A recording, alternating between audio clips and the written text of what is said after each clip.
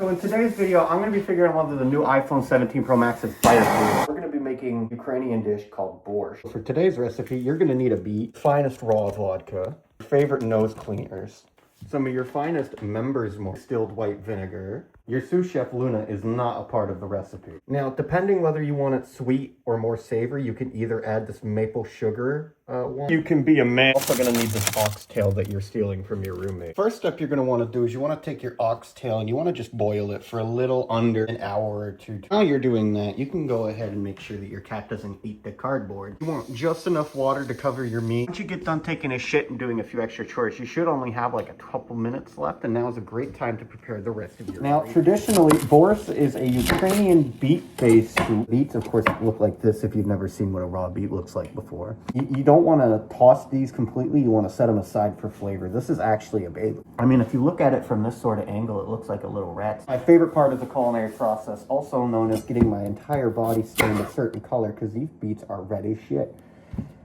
You're just going to want to take the difficult parts off. And if you have a peeler, use that. But if you don't, like me, just go ahead and do this.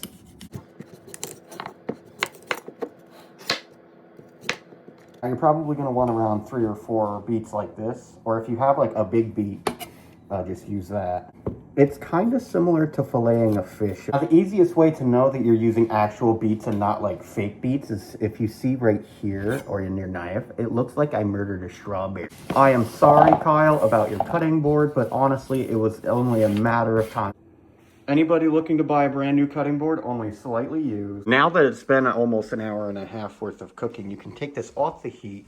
You're gonna wanna get like a strainer or this egg rotator, as I like to call it, and the creme brulee bowl. And you're gonna wanna make sure that you keep the broth that you've made inside and just separate the meat from the bone. Add about 1.5 liters worth of the broth that you've just made to the soup and start cutting up your components. There was a lot less meat on them bones than I thought there was. Now, you're going to want about 2 of these Irish-looking things. They have been sitting out in my 2009 Toyota Camry XLE for the last 4 days, but they should be fine.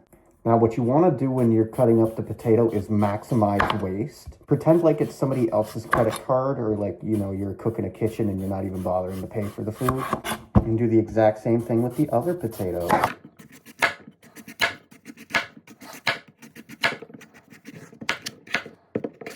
Well, actually, you're not wasting a damn thing, because you can turn these bitches into French fries now. Thank you for coming to my video today on how to make a French fry. Please tune back next week.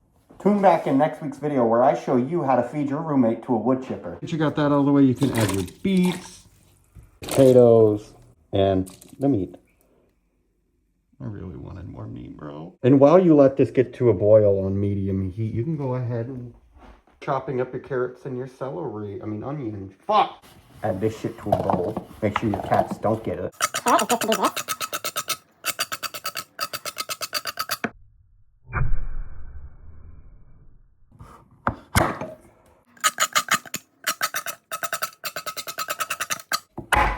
This is what 2 years of culinary school looks like. Cody, gonna want to cut the carrot down in the middle, like you're circumcising it. Don't worry, it grows back. No, it doesn't.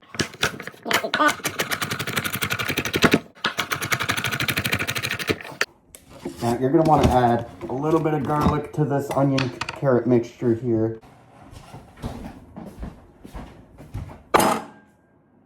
I know what you fucking did. You didn't like and subscribe. Now Onyx is crying. How sad he is. You want this? All right.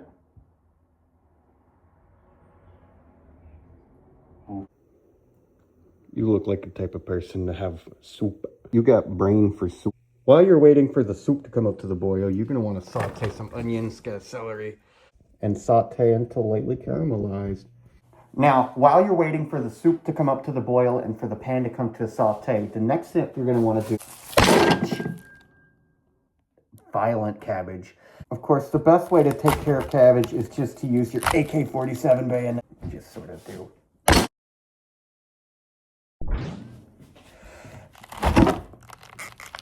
And here you go, just whenever you're ready, just throw it in the soup. I can't leave you alone for 5 seconds without you causing trouble. I left him alone for 5 seconds and he tried to steal my You're trying to steal my cabbage again. Take your knife that's not dull and cut it like that. Make sure you always get the middle bit in the soup so that way there's most amount of flavor in there.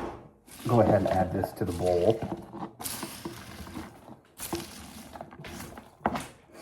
I just keep making fucking messes. You see, this is why I can't have anything nice. Okay, so the greatest part about any true cook is they always forget to turn the fucking stove on when they try and boil shit. And I was like, damn, why the fuck is it taking it so long? Well, it wasn't fucking on, dumbass. You know your soup's doing good when you put your ladle down and after about a centimeter, you can't even fucking see that shit in there. That means the beets are doing what they're supposed to be doing. See, this is what a professional's kitchen is supposed to look like.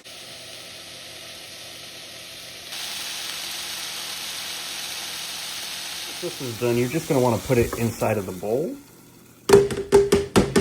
and let it cook for about 20 to 30 minutes. Well, either 20 minutes or until the potato and the carrots are tender. But now is a good time to add your seasonings. For this, you will need pepper, Himalayan pink salt, basil from McCormick, bay leaves from Quality and Value, whatever the skadoosh. Also going to need a dash of this distilled white vinegar.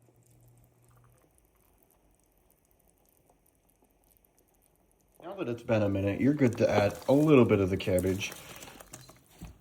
A little bit more. Now, once the cabbage is soft, your soup is ready to eat. And serve with a little bit of dill and sour cream on top.